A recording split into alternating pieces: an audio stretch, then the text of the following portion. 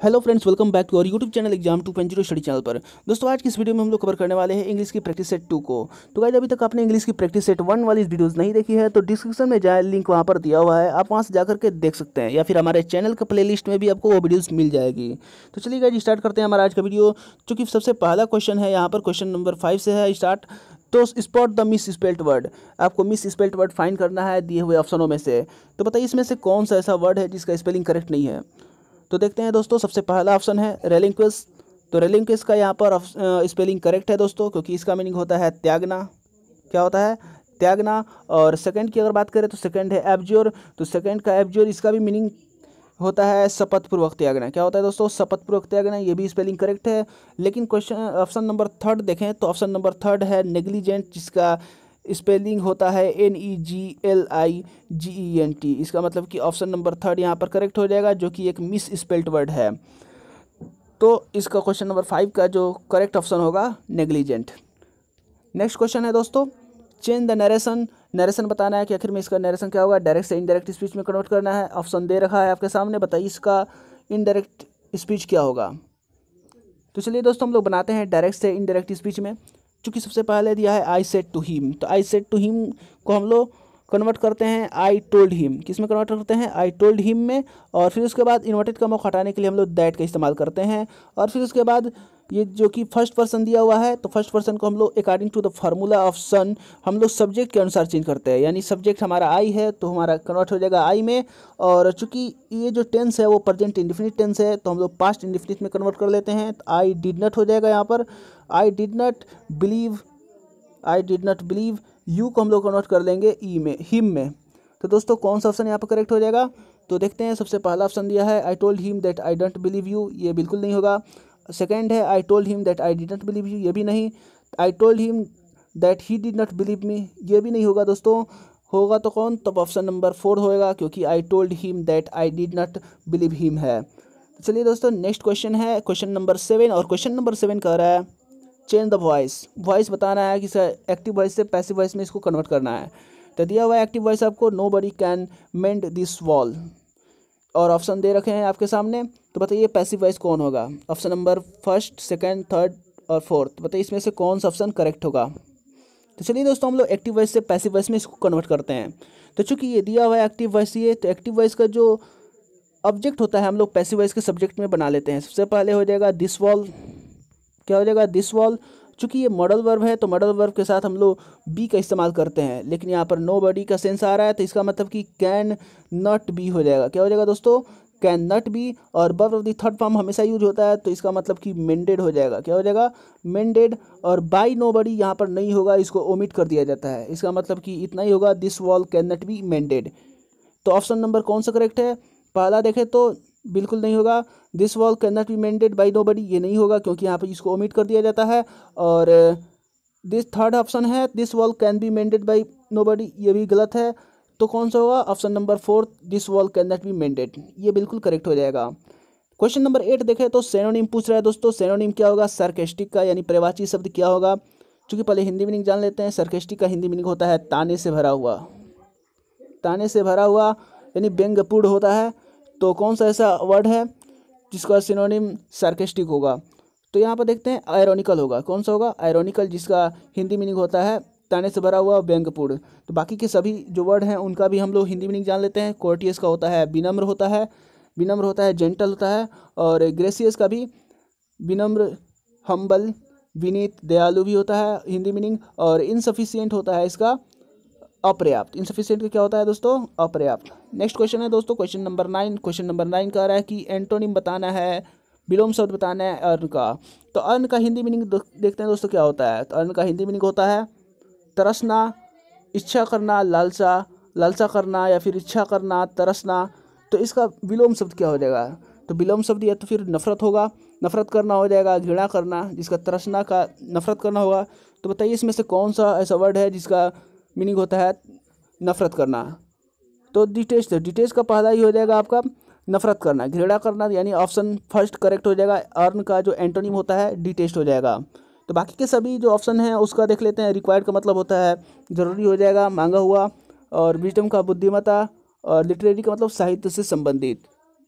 तो next question है question number 10, choose one word for the given expression. आपको one word बताना है, दिए हुए जो कि एक्सप्रेशन दिया हुआ है उसका वन वर्ड बताना है। A house of shelter for a dog, तो बताइए इसका क्या होगा।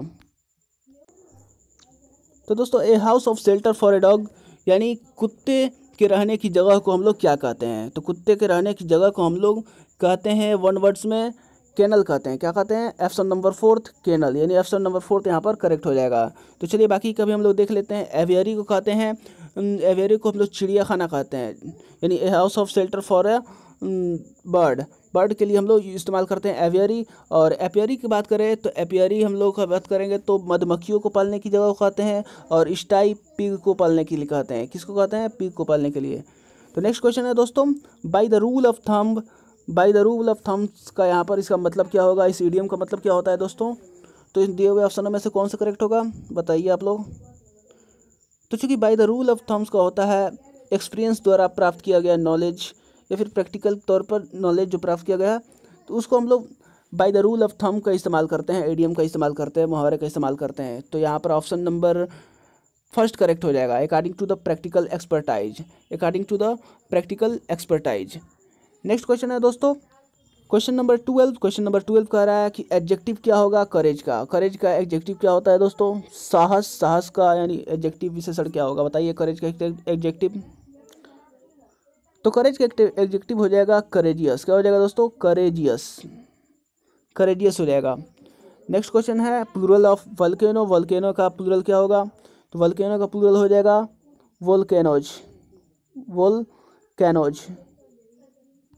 एंड क्वेश्चन नंबर 14 कह रहा है कि फेमिनिन ऑफ सीजर का फेमिनिन क्या होता है। तो सीजर का फेमिनिन बताइए दोस्तों, सीजर का फेमिनिन क्या होता है।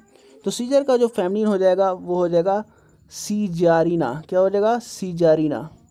इसी तरह से नेक्स्ट क्वेश्चन पर बढ़ते हैं 15 से 20 के बीच में। Fill in the blanks with the word given below, मतलब ब्लैंक में भरना है आपको दिए हुए ऑप्शनों में से। तो सबसे क्वेश्चन नंबर फर्स्ट का आ रहा है कि grievances can not be redressed, they are known. तो बताइए इसमें से दिए हुए ऑप्शनों में से क्या होगा।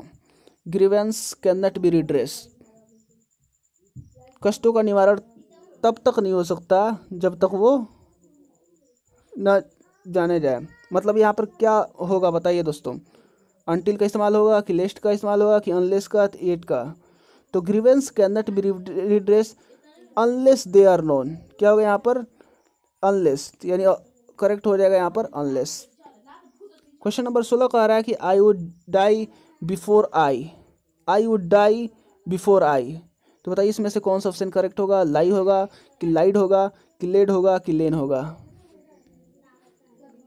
क्योंकि हम बता दें दोस्तों कि जब भी ऐसे सेंटेंस आते हैं जो कि कल्पना वाले होते हैं, यानी जो कभी सत्य न हो सकते हो, तो उसमें हमेशा पास्ट टेंस का इस्तेमाल करते हैं। किसमें इस्तेमाल करते हैं? पास्ट टेंस, यानी पास्ट वर्ब का इस्तेमाल होगा, यानी लाई ना होकर के यहाँ पर लाइड हो जाएगा, यानी ऑप्शन नंबर 3 करेक्ट हो जाएगा। I would die before I lied. Question number 7 कह रहा है he succeeded convincing his critics. तो बताइए कि यहाँ पर क्या होगा, कौन सा प्रीपोजिशन का यूज होगा यहाँ पर। एट का प्रयोग होगा, बाई का होगा कि फॉर का होगा कि इन होगा। He succeeded dash convincing his critics. तो इसमें दोस्तों हो जाएगा सक्सीडेड के बाद, हमेशा सक्सीड के बाद क्या होता है इस्तेमाल? इन का होता है। किसका इस्तेमाल होता है? इन का, यानी ऑप्शन नंबर 4 करेक्ट हो जाएगा। He succeeded in convincing his critics. Next question number 18 है, और क्वेश्चन नंबर 18 कह रहा है कि ही thought eluding his pursuers।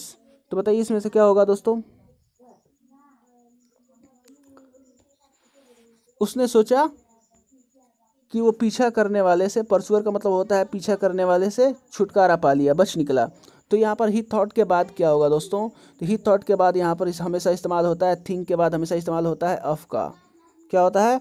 Of का इस्तेमाल होता है। थिंक, थॉट, जितने भी verb of the second form हो चाहे थर्ड फॉर्म हो, उसके बाद थॉट के बाद हमेशा ऑफ का इस्तेमाल होता है। चलिए नेक्स्ट देखते हैं क्वेश्चन नंबर 19। क्वेश्चन नंबर 19 हो जाएगा this will be the book you want. आई खाली स्थान, रिक्त स्थान है, इसको भरिए। इसमें आपको क्या होगा। तो दिया हुआ ऑप्शन है पर्पज, डिनाई, सजेस्ट, सपोज। तो बताइए इसमें से क्या होगा। This will be the book you want, यह वह किताब होगी जो आप चाहते हैं। आई के बाद पर्पज होगा कि डिनाई होगा कि सजेस्ट होगा कि सपोज होगा। तो दोस्तों यहाँ पर सपोज हो जाएगा। क्या होगा? I suppose option number 4 correct हो जाएगा। यानी यह वह किताब होगी जो आप चाहते हैं, मुझे लगता है। नेक्स्ट क्वेश्चन है क्वेश्चन नंबर 20। क्वेश्चन नंबर 20 कह रहा है कि देयर खाली स्थान a large number of boys in his class.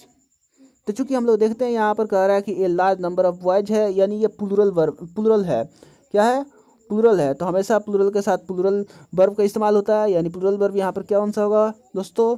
Is नहीं होगा, आर यहाँ पर होगा। क्या होगा दोस्तों? यहाँ पर आर हो जाएगा, यानी there are a large number of boys in his class. तो दोस्तों उम्मीद करता हूँ कि ये वीडियो आपको पसंद आई होगी, और इसी प्रकार के बहुत सारे वीडियोस प्रैक्टिस सेट लगाने के लिए इस चैनल को सब्सक्राइब कर दीजिए, और साथ में बेल आइकन बटन भी दबा दीजिएगा ताकि हमारा एक वीडियो आपसे मिस ना हो सके। जय हिंद, जय भारत।